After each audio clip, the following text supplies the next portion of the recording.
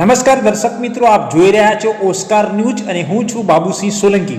મહત્વની વાત કરવામાં આવે તો અમદાવાદ શહેરમાંથી એક મહત્વના સમાચાર પ્રાપ્ત થયા છે અને તે છે અમદાવાદ મ્યુનિસિપલ કોર્પોરેશન દ્વારા રાયપુર દરવાજા નજીક આવેલી ઐતિહાસિક વિવેકાનંદ કોલેજને સીલ મારવામાં આવી રહ્યા છે। જે આપ દ્રશ્યમાં નિહાળી રહ્યા છો તે વિવેકાનંદ કોલેજ છે કે જે આ કોલેજમાં સીલ મારવામાં આવ્યું છે। એએમસીના એસ્ટેટ વિભાગ દ્વારા કાર્યવાહી કરતા જણાવાયું છે કે કોલેજ પાસે જરૂરી બીયુ પરમિશન એટલે કે બિલ્ડિંગ યુઝ પરમિશન ન હોવાથી આ પગલું લેવામાં આવ્યું છે। પરંતુ આ કાર્યવાહીથી સૌ મોટી અસર કોલેજમાં અભ્યાસ કરતા હજારો વિદ્યાર્થીઓના ભણતર પર સીધી અસર પડી છે। વિવેકાનંદ કોલેજ અમદાવાદ શહેરની સૌથી જૂની અને પ્રતિષ્ઠિત કોલેજમાંની એક કોલેજ છે। ખાસ કરીને અમદાવાદ પૂર્વ વિસ્તારના ગરીબ અને મધ્યમ વર્ગના વિદ્યાર્થીઓ માટે આ કોલેજ શિક્ષણનું મહત્વપૂર્ણ કેન્દ્ર રહી છે। કોલેજ સીલ થતા વિદ્યાર્થીઓમાં ભારે ચિંતા અને અસમંજસની સ્થિતિ સર્જાઈ છે। વિદ્યાર્થીઓ અને વાલીઓ દ્વારા માંગ કરવામાં આવી રહી છે કે ભણતર પર અસર ન પડે તે માટે વૈકલ્પિક વ્યવસ્થા કરવામાં આવે અથવા કોલેજને તાત્કાલિક રાહત આપવામાં આવે। હવે જોવાનું એ રહેશે કે આ મુદ્દે અમદાવાદ મ્યુનિસિપલ કોર્પોરેશન અને કોલેજ સંચાલન દ્વારા આગામી સમયમાં શું નિર્ણય લેવામાં આવે છે અને હજારો વિદ્યાર્થીઓના ભવિષ્યને લઈને કેવી રીતે ઉકેલ લાવવામાં આવે છે, આ સાથે અમે નજર રાખી રહ્યા છીએ। વધુ અપડેટ માટે જોતા રહો ઓસ્કાર ન્યૂઝ।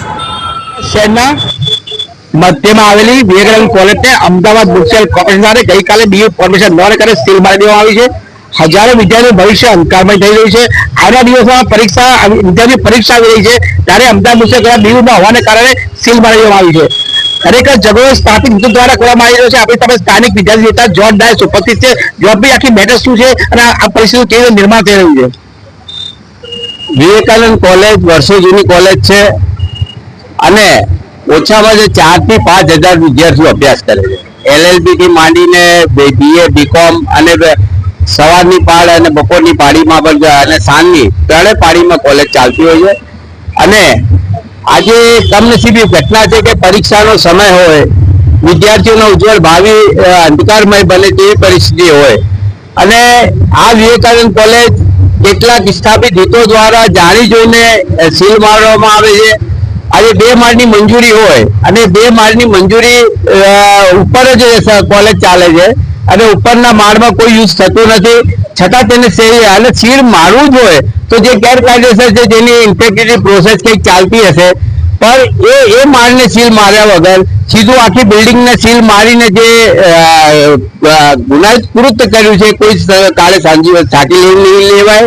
કેમ કે જે માળની મંજૂરી છે એ માળ ચાલુ રાખવા જોઈએ અને જે ગેરકાયદેસર છે ત્યાં એ લોકો બિલ્ડિંગ જે રીતે એ લોકો શરતી લખીને આપ્યું હતું સંચાલક મંડળે કે અમે આ માળનો ઉપયોગ નહીં કરીએ જ્યાં સુધી અમને મંજૂરી નહીં મળે અને એ માળનો ઉપયોગ થયો જ નથી।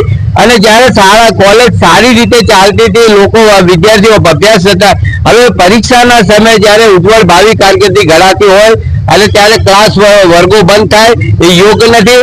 એટલે મ્યુનિસિપલ કોર્પોરેશને તાત્કાલિક જે પરવાનગી જે મંજૂરી છે અને જે 2 માળની મંજૂરી બીયુ પરમિશન છે એ માળ તાત્કાલિક અસરથી ખોલી દેવા જોઈએ।